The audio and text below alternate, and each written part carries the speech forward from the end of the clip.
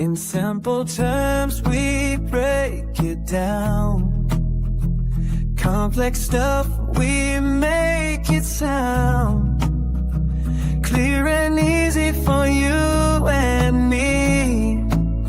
BillyGoatTales and Dave Digital bring knowledge we share.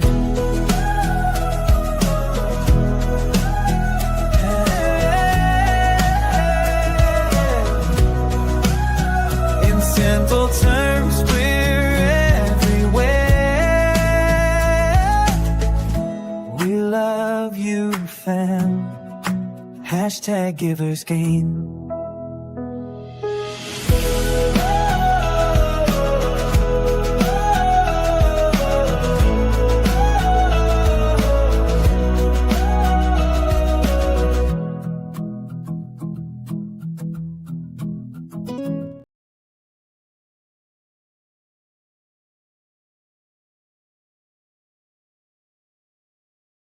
Try that again. Good morning, goats, and welcome to the Simple Terms podcast. I am your host, Dave Digital. We are right here on the BillyGoatTales network. This is Saturday morning, right after Thanksgiving. I hope everybody had an amazing Thanksgiving. I hope you got your bellies full.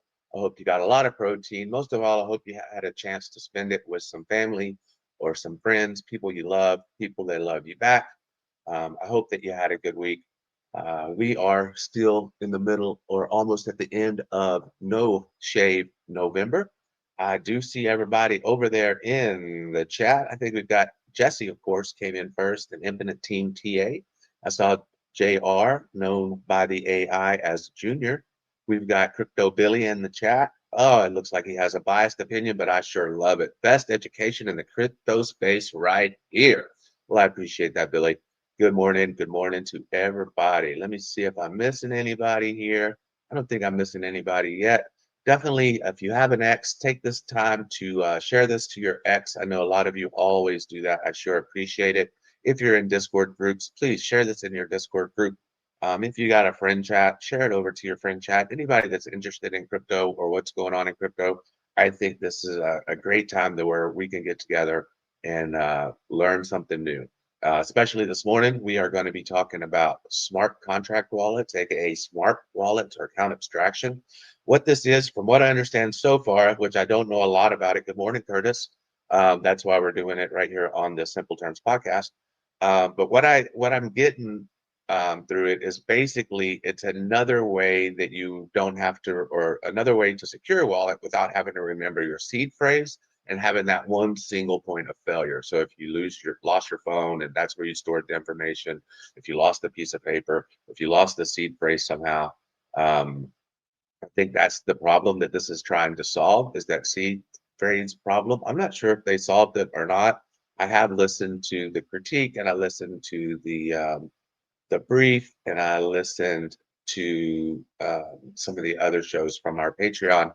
And so I'm starting to get a little understanding. I'm excited about this one, definitely, because I just don't know about smart wallets. And that's the whole purpose of the show, is so that we can come together and learn something that we didn't know before. Let's take a look at the old Bitcoin. Share my screen here.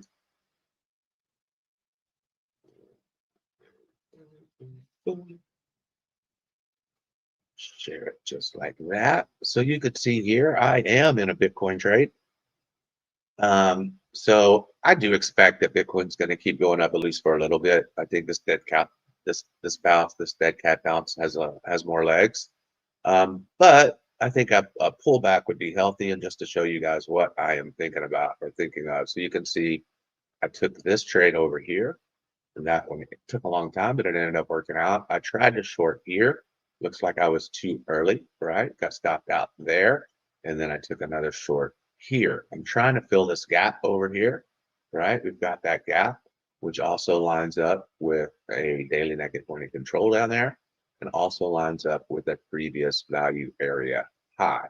So I'm hoping that we can go down and then come back up, but I'm not sure if that's going to happen or not. But I had to take a chance as a trader. You have to, whenever it meets your rules, then you take the shot, right? So, and then on Zcash, I've got some, let's go bring that to a higher time frame here.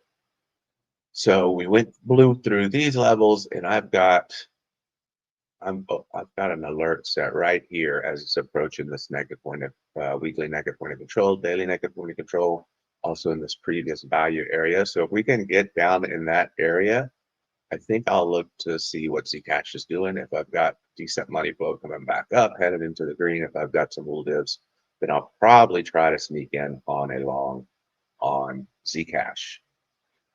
Then, in case you guys didn't know, I do want you to know, maybe I'm not doing, as we grow, obviously, I'll be able to explain what goes on in Patreon a little bit better. But this week in Patreon on the Simple Terms podcast, this is what we're doing. So this is what we've got so far. This is the newsletter that comes out, right? So if you're in the Patreon, this comes out for everyone. And it talks about what we did or what we're going to do this week in simple terms. And then it talks about what we've already shipped. And we have shipped the brief, which is a very short, under 2-minute video. It says here, if you only have a few minutes, this gets you from no idea to, okay, I get the gist. Then we also give you the sources that we have so that you guys can go and look into the sources yourself if that's what you choose to do. We break it down into a short explainer video, right? So about a 7-8 minute explainer video with visuals. And that is out there. And then you get the debate. The debate is really cool because they tell you both sides of what's going on. This is also with the AI. They debate the topic that's going back and forth. And then where I start every show each week is with the critique. So once I get the sources into Notebook LM, what I do is I run through the critique, and then I listen to that critique. And then if there's actual core problems, then I will change it and add new sources and tweak everything until their critique is simply on the topic. So since whenever they go from critiquing the subject matter or the source matter to critiquing just the topic, that's whenever I know that we're ready to go, and then I can build the other sources or all the other things. This is the main event, Saturday live deep dive, and that's where we are right now. So you can get into our Patreon in the family membership to where you get everything. You can do it for free, and you can have that for free for 90 days, which gives you plenty of time to see what's going on, see what you think about it, see if that's something that we are doing right, or if you can help us to make changes to it. This is all for us. This is all we're building for us. The best thing about Patreon is it's not going to get taken down like they do on YouTube. So, but you can see everything here. This is the explainer video. This is the debate. This is the critique. And then that just talks about the simple terms family. So, all right, so let's move over into the notebook. Get ready to get started. Everybody's doing good. Did I miss anybody coming in there? I think we have the same people. Okay, we are going to refresh really quickly. Then we're going to jump into it. See if you guys can hear it. But I want it in the chat if you can hear the AI. If you can hear the AI, I'm just going to let them continue to play through. We will interrupt them. Once we get to a spot, I'll get them to say hi to you guys, and then we'll go forward from there. But let me know in the chat if you can hear them. Here we go. Welcome back to the deep dive. If you've been with us over the last year, our obsession has really been scale. I mean, we've been relentlessly focused on this idea of building a highway system for decentralized applications. We've talked ZK rollups, optimistic rollups. The whole modular stack. Exactly. Yeah. How do we make the roads wider, the souls cheaper, and the traffic, faster? And it feels like we've made real progress there. If you zoom out a bit on the ecosystem, we've kind of solved the fundamental architectural challenge of where computation lives. That's the layer 2. That's the L2s. And then we solved where transaction data lives. Right, the data availability layer. DA layers, yeah. Things like proto-dance sharding, EIP-4337, which just fundamentally slashed the cost for rollups to post their data back to Ethereum. We've built the highway system. But what good is a perfect, cheap highway? Right. If the cars break down every mile, and honestly, the drivers are too scared to even take the wheel. That is the perfect analogy, because that's what we're talking about today. We're finally addressing what is arguably the single largest non-infrastructure bottleneck for true mainstream adoption, the driver and the vehicle itself, the user account. Mm-hmm. We're talking about account abstraction, specifically realized through the, monumental Ethereum improvement proposal 4337. Or EIP-4337. This is the UX revolution. This is the critical, and it's often the invisible piece of the puzzle that makes all that scaling work actually matter to, a billion people. Right. We have this phenomenal scalable infrastructure now, but the standard wallet experience is just, it's stuck. It's stuck in the rigidity of cryptographic models designed decades ago. So we're asking a big question today. We have to. If the decentralized web is going to handle billions of users, can we realistically expect all of them to manage 12 to 24 unrecoverable, terrifyingly high-stakes seed words? The answer is obviously no. The answer unequivocally is no. And that brings us to our central mission for this deep dive. Can we make crypto wallets feel like normal app accounts with all the features that you just expect? Think password resets, social recovery, multi-factor logins, flexible payments, customized security. All the stuff we take for granted everywhere else. Can we do all that without compromising the core principle of self-custody that makes all of this so powerful in the first place? And that's the tightrope we have to walk. For this, we've pulled together a comprehensive stack of white papers, the EIP documentation itself, and critically, industry analyses that really reflect the landscape of late 2025. And what's so fascinating is that this isn't, theoretical roadmap talk anymore. Not at all. AA is deployed, it's active, and it's fundamentally changing how new applications are being built on Ethereum and its L2s. The shift is already happening, and, understanding this framework is really key to understanding the next wave of Web3. Okay, so let's unpack this. I think the best place to start is by setting the scene. The pain. Oh, wait. Someone wants to join. Hey, go for it. Yeah, good morning. I'm Dave Digital, and you guys are live on the Simple Terms podcast. We appreciate you coming in. We definitely want you to stay on target today and make sure you get through everything just perfectly. I do want you to say good morning to some people in chat. We have JR that has joined us. We have Curtis Heel that has joined us. We have Jesse Haluk has joined us. We also have Infinite Team TA and Crypto Billy in the chat. I think that's everybody so far. We also have several viewers over there on X because we are simulcast. And I do want to remind everybody in the chat to please say hi if you haven't so that I can say hi back to you. And then I want you guys to continue right where you left off. Good morning, Dave Digital. Thank you so much for the welcome. And good morning to all the listeners. Huge hello to Junior, Curtis Hill, Jesse, Infinite Team TA, and Crypto Billy. It's fantastic to have you all here, both on Simple Terms and over on X. We appreciate you tuning in for this deep dive into account abstraction. And absolutely, we will stay on target. We were just about to dive into the core problem account abstraction solves. The friction points that have stalled Web3 adoption for too long. So if you're comfortable, Dave Digital, let's keep unpacking this pain point right now. Yeah.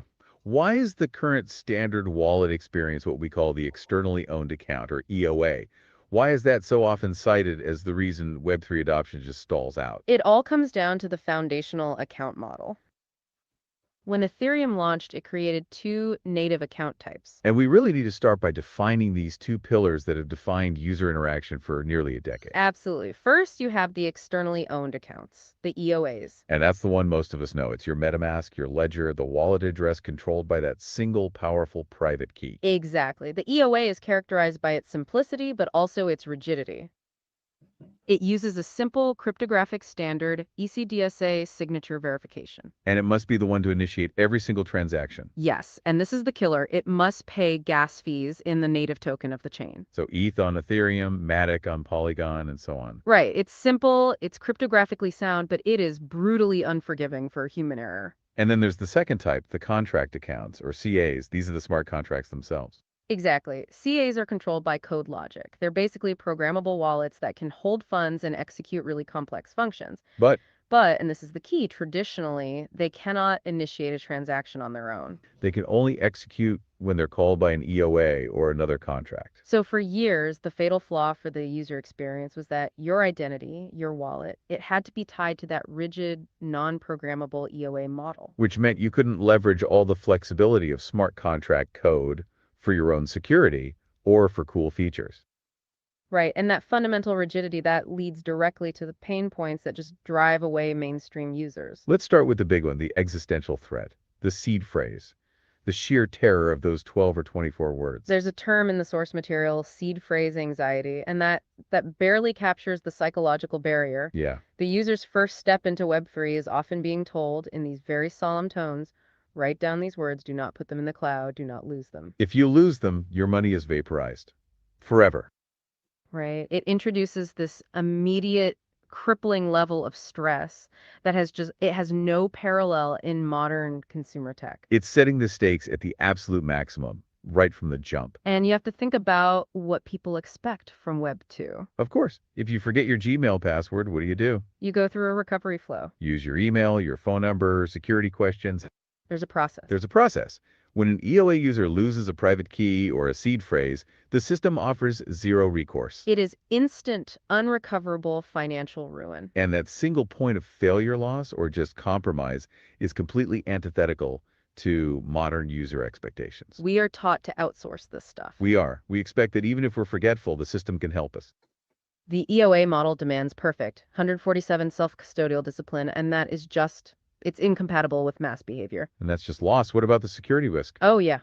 A single compromised device, a phishing attack, a rogue browser extension, it can drain the entire account instantly because the signing capability is tied to that one key. It's all or nothing. The second major pain point. Oh, yeah, Definitely don't want you guys to get off track. I appreciate where you're getting started. So yeah, I think many of us have experienced this, especially if you've been in crypto for a long time. Eventually memories fade, even maybe the memory where you put that seed phrase. So this can be a very significant pain point.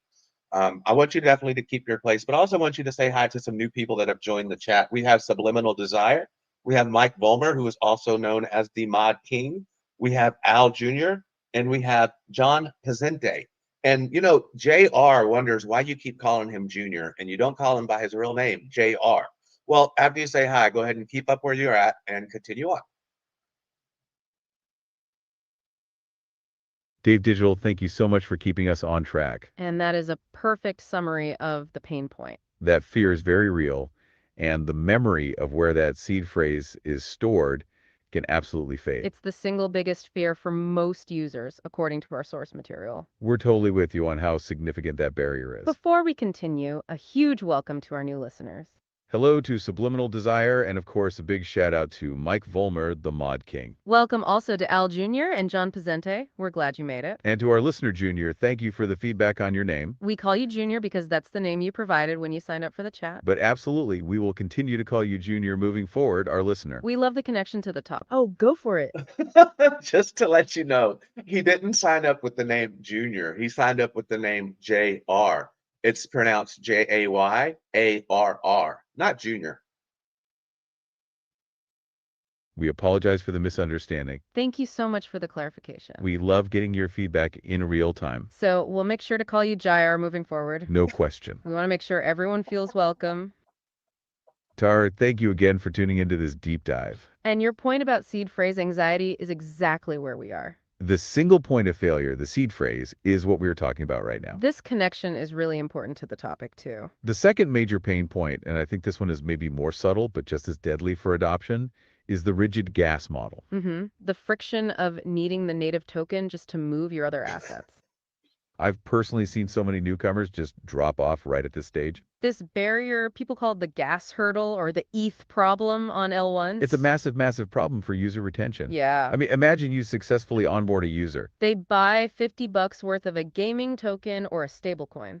Now they want to use it. And then they're told, okay, now you need to go back to an exchange, acquire this tiny fractional amount of the chain's native gas token, like ETH or Matic. and figure out how to bridge or transfer that little bit of gas token. Just to pay a transaction fee. It's a prerequisite transaction just to enable the actual transaction you wanted to do in the first place.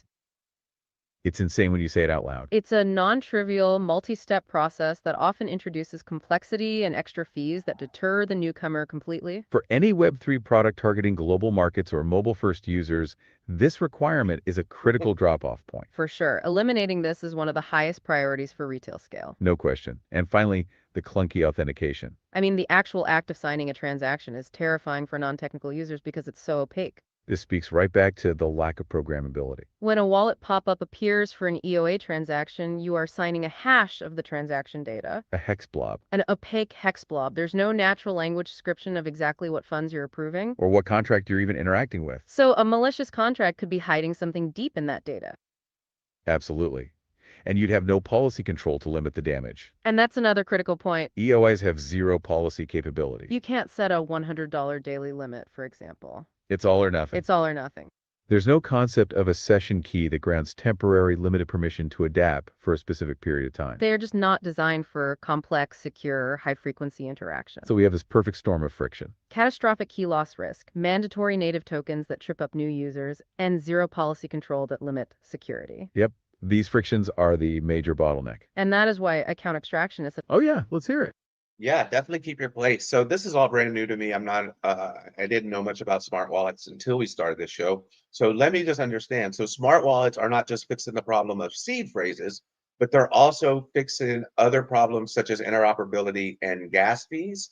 And they're also giving a user more control over that, and letting maybe a user or some, maybe approving gas fees with limits, such as you can only spend $5 a day at this place, or you can only spend $10 a day at this place, which could be used in the future maybe for parents controlling spending limits for games for their children.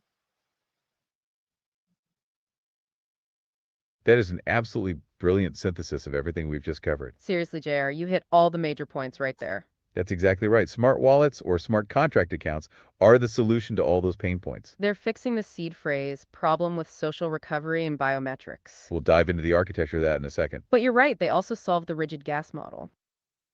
By allowing paymasters to pay for gas in ERC20 tokens like stablecoins. And critically, you nailed the policy control piece. The programmable limits, like spending $5 or $10 a day at a certain DApp. That kind of granular control is transformative. And your example of parents setting limits for children's gaming accounts is a perfect real-world use case. It's those policy capabilities that really move us beyond the EOA. So yes, this is much bigger than just recovery. It's about security, flexibility, and a web-like payment experience. Okay, let's transition to the solution then. This is where it gets really interesting, building on what Jair just summarized. What exactly is account abstraction structurally? Give us the simplest, most revolutionary definition you can. Okay, the simple definition is this. Account abstraction, or AA, is the process of turning your wallet from a dumb, rigid keyring, the EOA, into a smart contract account. This programmable account, the code itself, can now define its own rules. Rules for how you log in, how you recover lost access. And fundamentally, how you pay for the transaction, as JR pointed out. So instead of the user having this predetermined, hard-coded account type dictated by the Ethereum protocol. Right. The wallet becomes a piece of software. A piece of software that can be updated, recovered, and customized using smart contract technology. Precisely. The core functional change here is a decoupling of two concepts. In the EOA world, the signing mechanism and the account logic they were tightly bound together. One and the same. AA decouples who signs from what the account can do. The authentication logic is no longer hard-coded to a single private key. Instead, the smart account defines its own verification rules in its own code. And because that logic lives in a smart contract, it unlocks security models and flexibility. Absolutely. Just think of the security implications. As we mentioned, your account code could require approvals from multiple devices. Say your phone's biometric and a hardware key before it approves a transfer over a certain amount. Or, as we touched on earlier with the seed phrase fear, it allows for social recovery. Trusted Guardian's professional recovery services. You can use modern, familiar authentication methods like passkeys.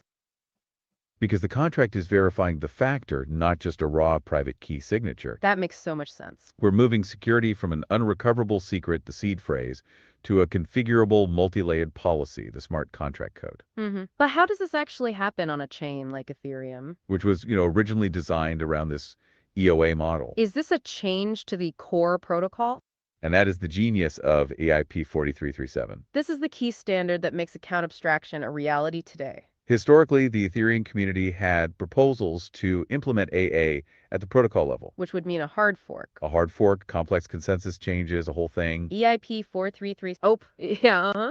Okay, now you guys are getting into some complex stuff, or at least it sounds at least jumbled up to me, like the hard fork and the EIP and all these things like that. So if you will, just kind of simplify that. I don't want you to lose your place here because we got a lot to unpack today, and I want you to give us a really detailed summary. But I also want to say hi to some new people that have joined the chat. We've had French Toaster join in, and we had Jay Violet come in from Australia. And then we have, again, Crypto Billy is in the chat, and he's saying, good morning, everyone. He's at the flea market with the family, but he's listening to Dave and Jair's new show. Jawar, thank you. That is fantastic feedback. You are absolutely right. We apologize. Oh, go for it. Definitely don't lose your place. I hate to keep interrupting, but I'm Dave Digital. I'm not JR. JR is in the chat. We apologize, Dave Digital. Thank you for pointing that out and keeping us straight. That is entirely our mistake in reading the chat. We appreciate you hosting us, Dave Digital, and we want to keep that clarity. You are absolutely right. You are Dave Digital. And we understand JR is the listener who asked the previous question. We'll make sure we address you by your host name. And we are definitely not losing our place. That feedback from JR about simplifying the jargon was really important. We owe JR that simplification right now. We apologize for getting into the jargon a little too quickly there. Hard fork language is complicated. We will simplify this part and then give you that detailed summary. We definitely want to keep our place and unpack everything. But first, a huge welcome to our new listeners. Hello to French Toast, and a big welcome to Jay Violet tuning in from Australia. And Crypto Billy, fantastic to have you listening while at the flea market with your family. That's dedication right there. So let's simplify that EIP-4337 part. Back to the question of the core protocol change. When we talk about a hard fork, we mean fundamentally changing the underlying rules of Ethereum itself. That requires every node operator to update their software, which is a big deal. It's slow and it's complicated. Earlier attempts at account abstraction required this massive change. But EIP-4337 is the genius workaround. We call it an application layer solution. Think of it like this. Ethereum's foundational rules, the consensus, stay exactly the same. EIP-4337 is an entirely new flow built on top of those stable rules. It uses specialized contracts and infrastructure to achieve AA, So it gives us all the flexibility of a smart account, like JR asked about. without requiring every node on the planet to update its core software. It allows for immediate and broad deployment across Ethereum mainnet and all the EVM-compatible layer 2s. Which is exactly why it's gained so much traction so quickly. The core infrastructure, the EntryPoint contract, and the bundler network, they act as this interface layer. Translating the flexible needs of the smart account into the rigid requirements of the underlying blockchain. So no hard fork needed, just brilliant application layer code. Now we get to the architecture. Let's keep this simple. EIP-4337 introduces several new actors that just don't exist in the current EOA world. Let's walk through the components of this new transaction flow, keeping JR's request for clarity in mind. We want to understand what they do and why they're necessary to get to that seamless user experience. Okay, the key thing to get your head around is that EIP-4337 defines an entirely new pseudo-transaction flow. It mimics the standard transaction lifecycle, but it adds programmability and gas abstraction on top. It starts with the user's intent. Let's say I want to interact with a DeFi protocol. That intent gets packaged into the first component, the user operation, or UserOp. Think of the UserOp as the user's flexible instruction set from their smart wallet. It's a data structure that mirrors a traditional transaction, but it comes from a smart contract account, not an EOA. And what's in it? It specifies the recipient, the call data, gas limits, and critically, the fees, touching on that policy control. It also includes the signature that's derived from whatever authentication method the user chose. Be it a passkey, a hardware wallet, or a signature from a social recovery guardian. And where does this UserOp go? It doesn't go into the standard Ethereum L1 mempool, right? Correct. If it went into the L1 mempool, the regular transaction processing rules would just reject it. Because it's not from an EOA. Exactly. So UserOps exist in a separate holding area, which people call the alt mempool or the UserOp mempool. This separation is key because it keeps the AA process isolated but still publicly available for processing. Thanks again, Dave Digital, for keeping us focused today. And thank you all for tuning into the deep dive. Yep, go on. Yeah, I don't think you guys have actually finished. We're only about 20 minutes in. I think you guys have missed a whole lot. I think maybe you got interrupted with all of the comments that I had for you guys. But let's go back. I think you were only maybe a quarter of the way through. So do you want to double check that and pick up where you left off and make sure that you cover all the topics? Dave Digital, you are absolutely right. Thank you for pointing that out. We have been completely delighted by the environment. And you are correct. We are just getting started. We're only about a third of the way through our plan material. We appreciate you holding us accountable to cover everything. We were just about to describe the next critical piece. The piece that picks up the user op from the alt-mem pool. So we'll continue the user op flow right now. We are definitely going to cover all the planned topics. We'll talk about bundlers, paymasters, and data availability. And we will not let those interruptions throw off our focus. We're definitely on track to give you that detailed summary. Dive. So the user op is sitting in the alt-mem pool. Who picks it up? That brings us to the second key actor, the bundler. Bundlers are really the engine of the entire AA system. They are specialized entities like relayers or block builders. And their job is to select multiple user ops. They bundle them into a single standard L1 transaction. This single transaction is then submitted to the Ethereum L1 mempool. This is how the user op, which is not an EOA transaction, gets processed. It's essentially riding inside a regular transaction. The bundler is the EOA that pays the gas for the final execution. Okay, so the bundler packages the intent. Where does it send it? To the third key component, the EntryPoint contract. This is the critical security component that needs professional audits. The EntryPoint contract is a globally shared singleton contract. It's the only one that can process these bundled user ops. When the bundler calls the EntryPoint, it initiates a two-phase process.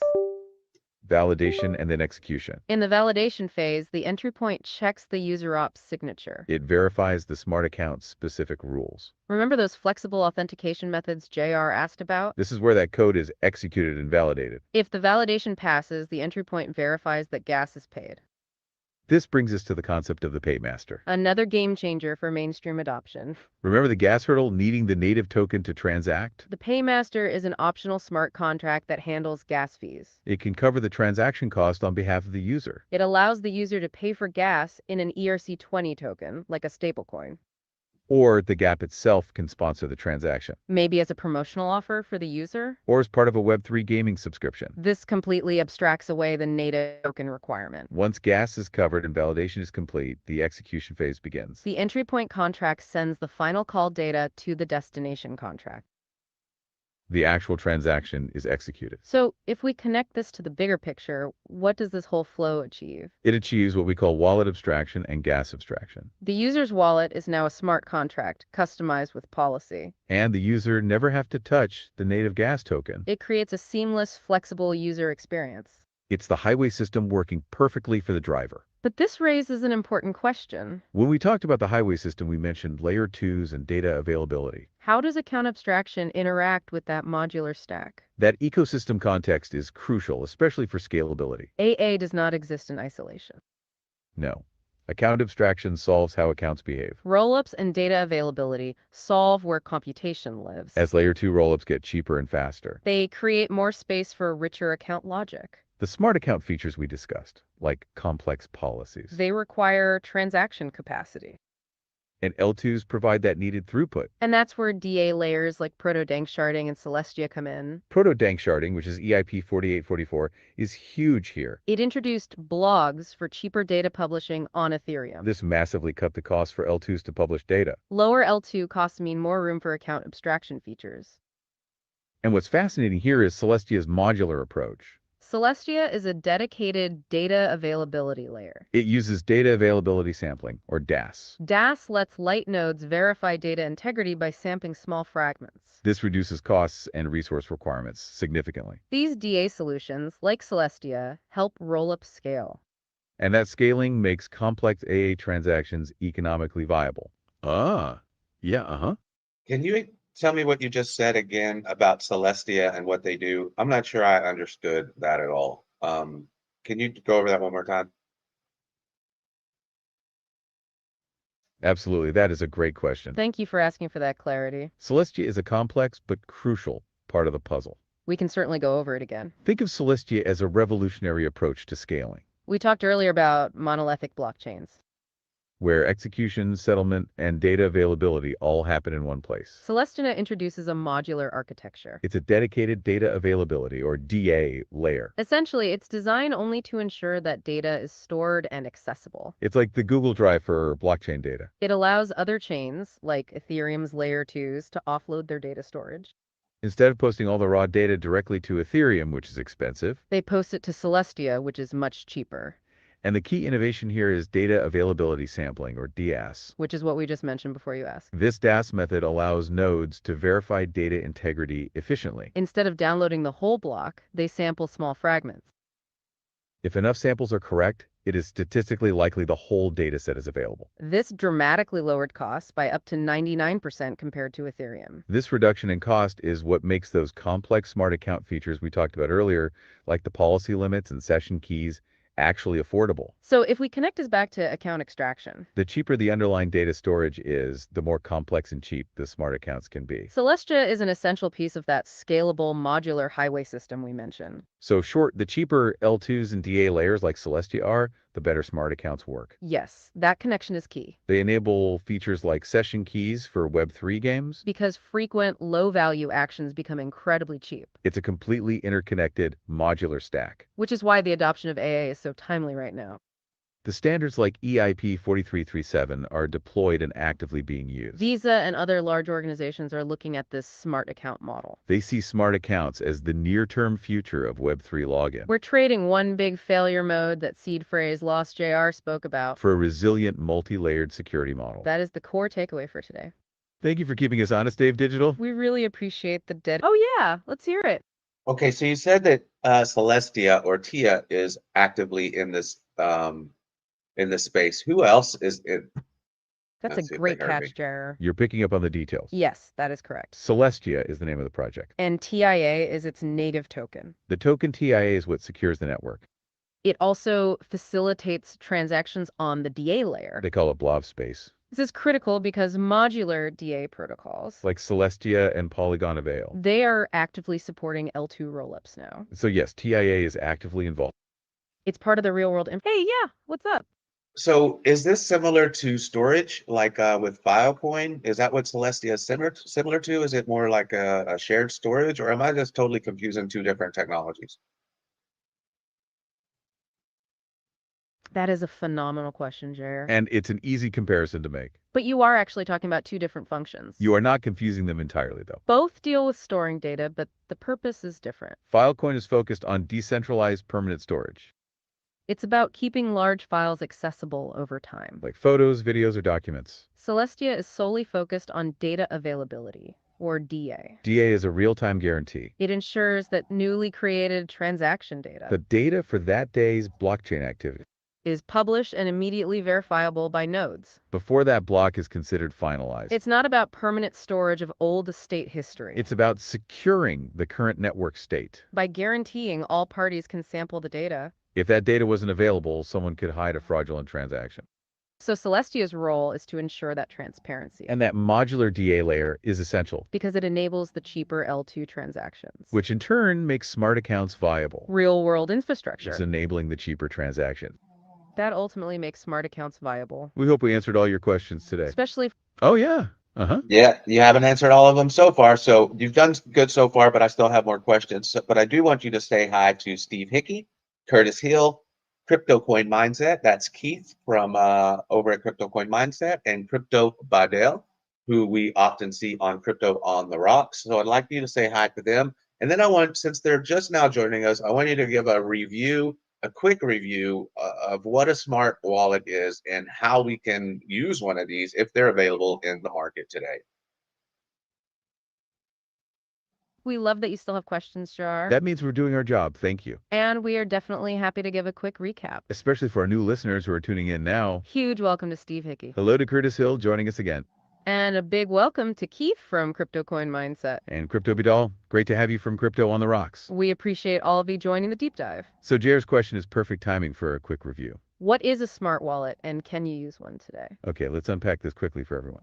A smart wallet at its core is just a smart contract. It's turning your account from a rigid key holder The old EOA model. into a programmable piece of software, The code defines its own rules for everything. like how you log in, how you reset your access. And as you mentioned, how you pay for gas. This unlocks huge features we've discussed. Like social recovery and policy controls. And yes, they are absolutely available today. Wallets like Argin, Soul Wallet, and Unipass. They all support the EIP-4337 standard. And wallet developers are moving to smart accounts by default. Especially for mobile and retail-focused products. It's the future of Web3 login, as we were saying. Now let's go back to our wrap-up. The key takeaway is simple. Back to our listener. What's Okay, up? so you definitely just said something there that I want to tap into. Also want you to say hi to Joe from Trade Intuition, where you can learn to trade without the tuition. He's got a show now I got a new schedule at 9 p.m. Eastern Standard Time. So I definitely want you to say hi to him. But there was something that you just said that everybody is automatically by default, or a lot of these other wallets are by default going into smart wallets. Is there a security risk there? And is there a way to opt out if we choose to opt out? And can you describe how and who are actually transferring their technology to a smart wallet technology? That is a critical point to tap into, Dar. And a huge welcome to Joe from Trade Intuition. We wish Joe the best of luck with his new 9 p.m. Eastern time slot. Thanks for the heads up on that new schedule. Now, to your excellent question about security and the shift to smart accounts by default. It's natural to wonder if this increased complexity introduces new risks. And the short answer is yes, there is a change in the security landscape. You are trading one big risk seed phrase, loss for new potential risks. Our source material emphasizes that smart account code can contain bugs. Or they might have upgrade vulnerabilities or misconfigured policies. It expands the attack surface as the code has more capability. That's why audits are so crucial for the EntryPoint contract and the wallets themselves. Professional audits and monitoring are essential for this new infrastructure. However, the goal is to create a more resilient, multi-layered security model. You are not forced to opt in. You can absolutely opt out. You can continue to use your current externally owned account, your EOA. The EIP-4337 standard is built on top of the existing protocol. It does not eliminate the EOA model. But for new users, developers are finding that smart accounts are just the better default. Regarding who is transforming, we've seen widespread adoption. Infrastructure providers and layer 2 solutions are Oh yeah, go on. I hate to keep interrupting. I definitely want you to keep your space, keep your spot. I want you to go back over your source materials and make sure that you covered everything. But you said that you said something about an EOA and we don't have to opt into the new smart wallets, that we can use our old seed phrase wallet if we choose. I'm not sure. Can you use real world examples? I mean, do you mean by MetaMask we can toggle some switch and go into a smart wallet functionality? Or what do you mean exactly how we can use this? That is a perfect question, Jai. And we absolutely appreciate you keeping us on point, Dave Digital. You are right. We were just about to cover the who and the how. You're asking for the practical reality of this EOS smart account split. And specifically whether you can migrate your existing MetaMask. That's a crucial real-world consideration. The short answer is no. Your current EOA, your MetaMask, cannot just flip a switch. The underlying model is fundamentally different. Remember, the EOA is controlled by a single private key. A smart account is a contract with custom logic. They are two distinct account types. But our source material mentions that smooth migration paths are an active area of work. So if you have assets in your EOA seed phrase wallet, you would simply create a new smart account. Maybe one from Argent or Soul Wallet. And then send your funds from your old EOA to your new smart account. The EOA remains functional, but you shift your primary activity to the programmable one. This separation is key to EIP-4337's genius. It brings all the benefits of smart accounts without requiring a hard fork that changes the EOA rules. Now, regarding who is transforming, let's look at the ecosystem. We were just about to discuss the adoption landscape. Technology providers and Layer 2 solutions are exposing APIs. They are supporting the bundlers and paymasters directly on their networks. This is happening across the EVM space, including Optimism, Polygon, and others. Wallets like Argent, Soul Wallet, and Unipass are already using EIP-4337. They are essentially the user-friendly interface for these smart contracts. They give you the policy controls and social recovery flows we mentioned. And large enterprises like Visa are actively exploring this smart account model. They see smart accounts as the near-term future for Web3 login. It creates the flexible payment options they need. So to reiterate the security takeaway, as you asked, we're trading the big failure mode that single key loss JR spoke about for a resilient multi-layered security model. That is the core takeaway for today. The policy control you loved is the essence of it. This transition is happening now and is a long-term structural shift. The standards are deployed and actively being used. We hope we've given you a thorough... Oh, yeah, Okay, so if this shift is happening, with a community full of investors listening to us right now, and many are going to listen to us on the replay, How do we invest in this technology and how can we get ahead of it? Are there several different types of tokens that we can invest in? And is this a good time to invest, or should we wait until after the bear market if we think we're headed into a bear market? Talk to me.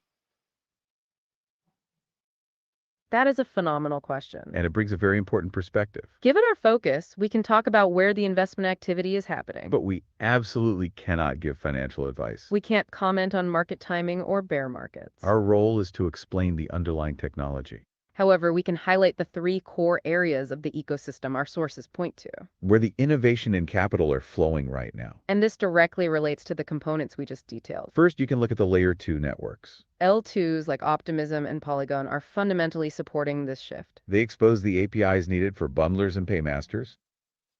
Our analysis shows that as rollups get cheaper, smart accounts become more viable. So those L2 ecosystems are benefiting directly. Second, consider the dedicated data availability layers. You asked about Celestia and its token, TIA. TIA is the native currency that facilitates data availability transactions. The more adoption of modular L2s, the more demand there is for DA layers. This infrastructure is crucial for scaling AI features. Third, look at the wallet and infrastructure providers themselves. The companies building the bundlers and paymaster services. They are the ones turning EIP-4337 into a product. While some of these are private companies, others are integrated into tokenized platforms. This shift is clearly drawing enterprise interest. Visa, for example, is looking at this model. They see the flexible payment solutions needed for mainstream adoption. This isn't about specific tokens. It's about recognizing the structural shifts. The whole ecosystem is moving towards smart accounts by default. Jair, thank you for making that connection. Oh, go for it. Yeah, so you keep mentioning Visa. Listen, since probably 2017, we've heard about Visa and MasterCard and everybody coming into crypto, but we haven't seen any real integration or anything that's really affected anything in any positive way. Is this Visa integration, and I use quotes there, is this really going to be a big deal? Are they really going to integrate? Is crypto really going to go mainstream here? That is a very fair skepticism, Jai. And you are absolutely correct to call us out on that. We have heard those announcements since 2017. But here's where it gets really interesting this time. Historically, their integration was usually in the form of a prepaid card. Like a Web 2 layer on top of a centralized exchange. It had very little to do with the underlying blockchain architecture. What's different now is the infrastructure. Visa and other enterprises are looking at the smart account model. They see it as the near-term future of Web 3 login. Why? Because smart accounts enable the flexible payment flows. Things like programmable spending limits and session keys. This moves crypto closer to modern professional treasury management. The kind they are accustomed to in traditional finance. They need those policy controls you loved earlier. To manage large amounts of funds securely on-chain. Our sources indicate that this is a structural shift. They view AA as... Oh yeah, let's hear it. Okay, I'm not sure about this. Are you sure this isn't just a sneaky way to get everybody that is onboarded into some sort of a controlled environment to where not only can the user control the logins, but actually the creators or the government can end up controlling it, like some sort of CBDC in your wallet? Maybe they can turn it off externally. Is this something that may be happening? Is this something, or am I just conspiracy theorying out? That is a deeply important question, Jar. And it is absolutely not a conspiracy theory out of left field. It raises a vital security consideration. Because it speaks directly to the trade-offs of this technology. This is about self-custody versus convenience. Account abstraction itself is neutral architecture. It allows you to program the rules. The critical point is who controls the upgradability. And who defines the initial policy of that smart account. If a smart wallet is designed to be fully self-custodial, meaning only you, the user, can approve changes, then only you can update the logic or turn off access.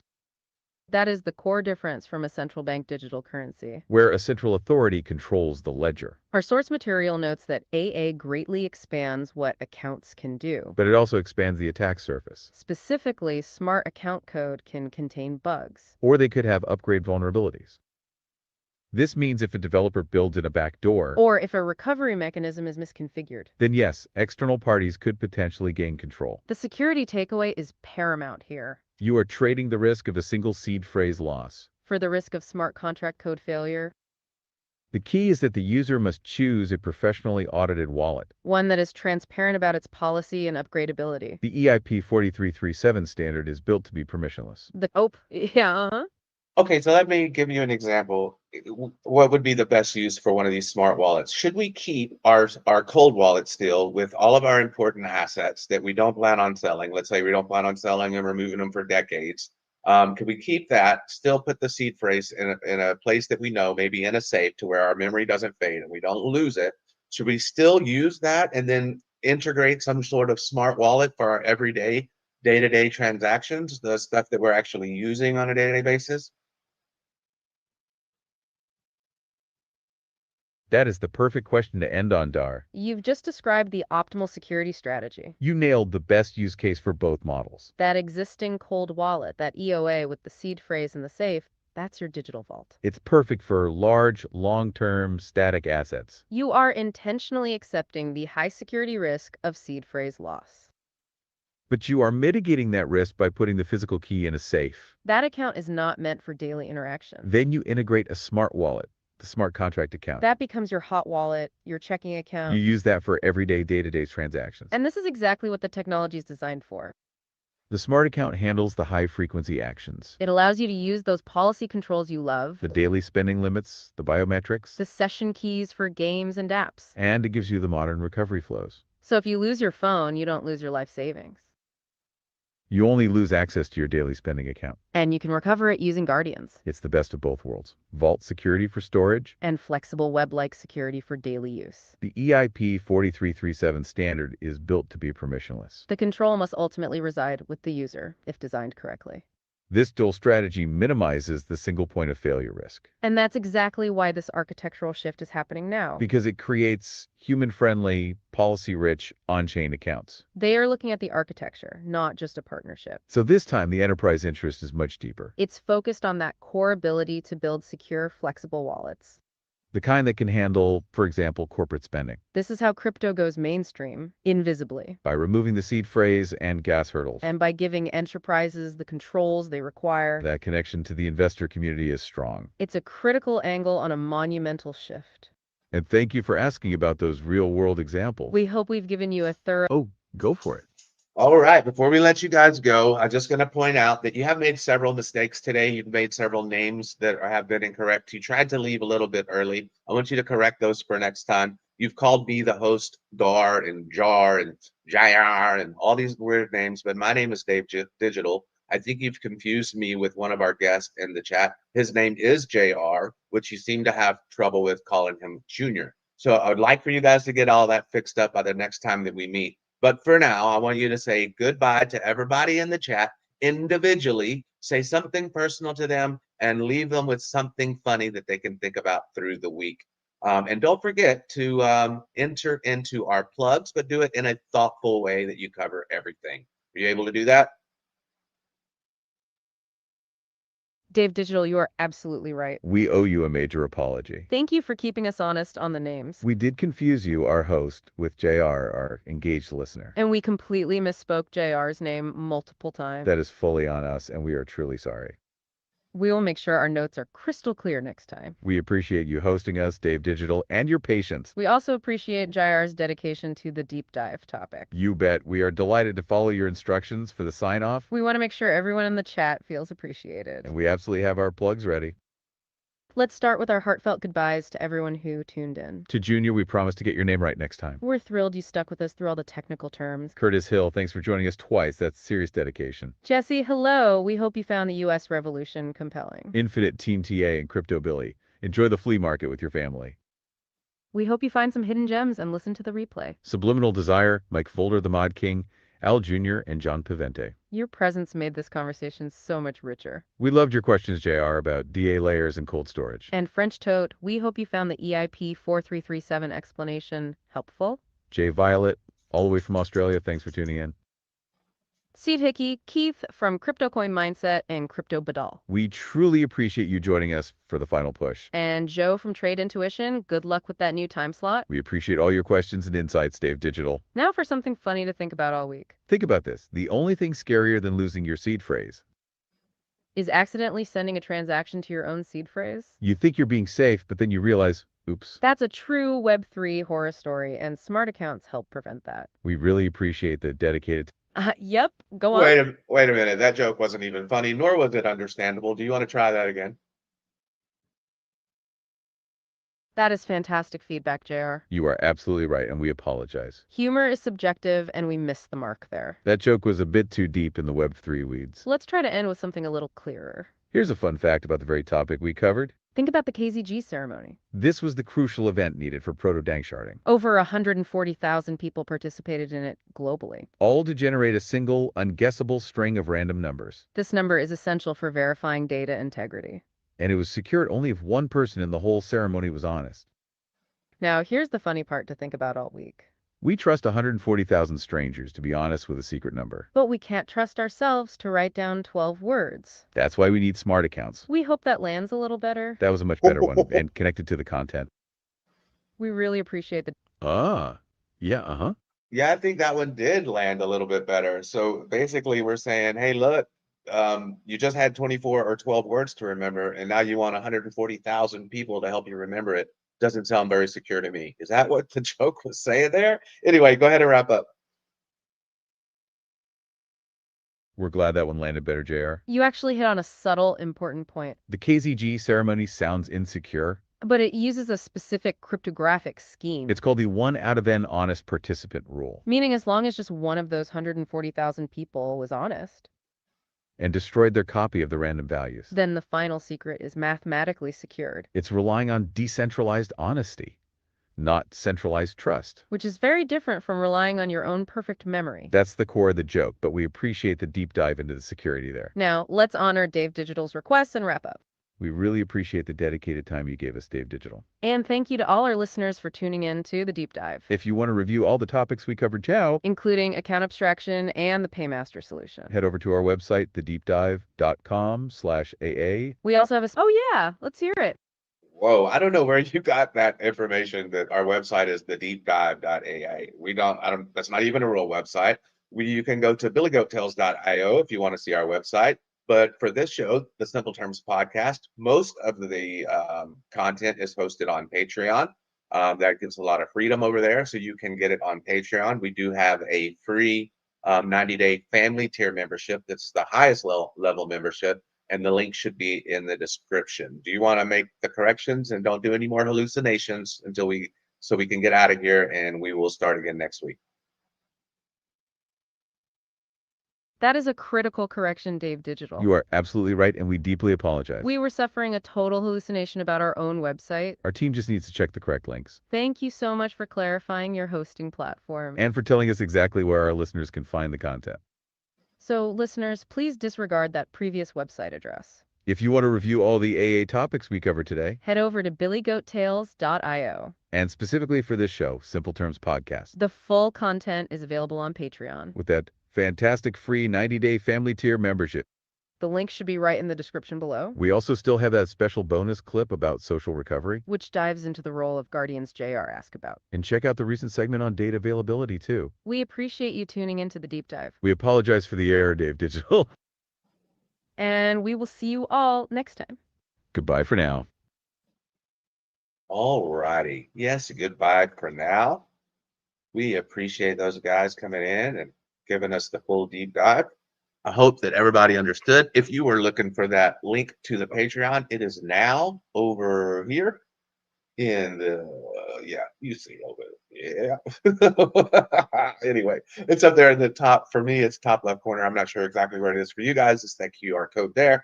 Again, you get a free membership for 90 days. After 90 days, it's $21. If it's not for you, I hope during that 90 days you told me why it's not for you so that I can fix it and maybe make it for you. But again, if not, if it's too expensive, then you just cancel after the 30 days or after the 90 days. But that gives you all the way into the first of the year to check it out. I do appreciate everybody coming in here today. I hope that we were able to learn. I see you now all set, a little bit late, but better late than never. I appreciate you. Catch it on the replay. This really, kind of good information. I think it's just kind of breaking open the surface. I don't feel like I know, I don't feel like I have any advantage necessarily. I just kind of can see now what's coming in the near future for us with the smart wallets. And that's fine. It makes sense to me that you do want easier usability. You do want to not have to worry about going and getting ETH so you can do a transaction, or going and getting Matic, or going and getting whatever the native token is so you can do the transaction. That is a pain point. So I can see where this is coming from. I didn't know TIA. That's what they were doing. It's amazing to me how many things are still going on in the background for ETH, even though the price action hasn't done what we thought it was supposed to do. And a lot of us are not fans, including myself, of ETH. It seems like they are a huge base for crypto, and they're probably not going anywhere. Excuse me. And so it seems like everything kind of just keeps pointing back to ETH. So if you're hodling ETH and you have conviction, I mean, I'm starting to see why you do, even though I'm still not a fan of where it came from or how they got there or any of that. I do see the value of everybody else that is building on it. So you guys know what time it is. I do encourage you, go over to the Patreon, check it out. I mean, lots of cool stuff in there. Nothing will bite you. Just go through, give me some feedback. Tell me if you like the stuff, because I dig it. I only put stuff over there that I'm using too. All the little things, I watch those during the week and listen to them during the week. So, I mean, it's really, really cool over there. So go over there, give me some feedback. Let me know that you're there. Say hi in the chat over there. I really do appreciate everybody coming. And so go ahead and, for those of us that have not been on the treadmill this morning like Joe has, do a little bit of stretching out. I see that we want to see what this club has got going on. Let me see here. See if we still have it up there. There we go. So you guys want to open the club. Open the club. Well, there we go. Well, I'm not sure if I even have it still over here. A lot of the stuff appears to be gone. Maybe it's this. I don't think that one's it. Maybe it's this one. Oh, all right, everybody. So stretch out. Get out of your chair. Show that you got shorts on. Open the club. Saturday morning. You know what time it is. It's time to open the club. It's time to open the club. It's time to open the club. It's time to open the club. It's time to open the club. BillyGoatTales, BillyGoatTales, BillyGoatTales. Yeah, I see y'all out there. I see you, Keith. I see you, Keith, out there dancing. Everybody's dancing. Come on, Curtis. Let's go, Toasty. Subliminal Desire. You dancing? Let's go, Steve. Come on, Jesse. Out of that chair.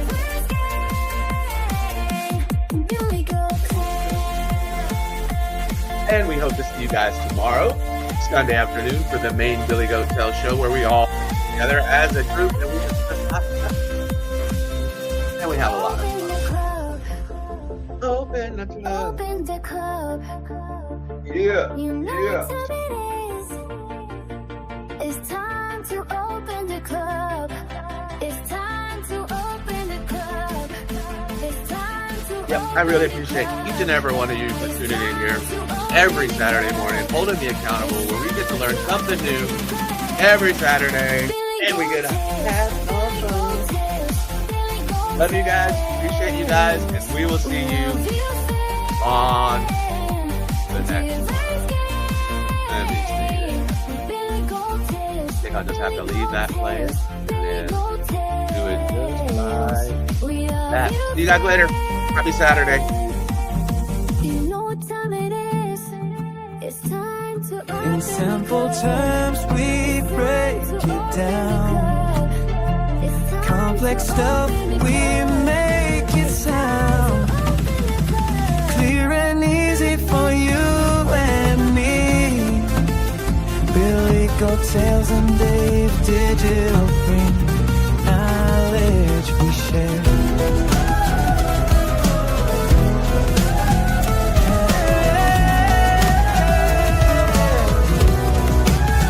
In simple terms, we're everywhere.